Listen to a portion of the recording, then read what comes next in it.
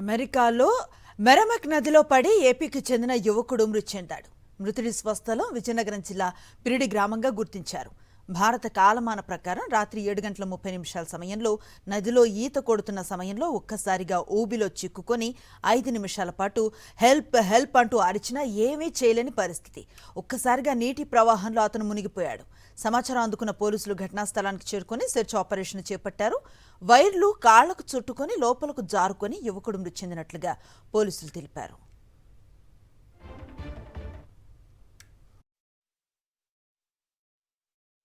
పిల్లలు చదివించాం, అక్కడికి బాగుంటుంది చేస్తారనుకుని అమెరికా వరకు పంపించి ఉద్యోగం సాధించుకున్నాడు. ఈ ధర్మంలో ఏదో సంబంధం చూసి పెళ్లి మంచి చెడ్డ చేద్దామని కూడా ఆశపడ్డాం. చేసి కుర్రోడు దృష్టిలో పెడితే అబ్బాయి వద్దు, ఇల్లు కట్టుకుందే పెళ్లిగా వద్దన్న రకంలో ఆగాడు.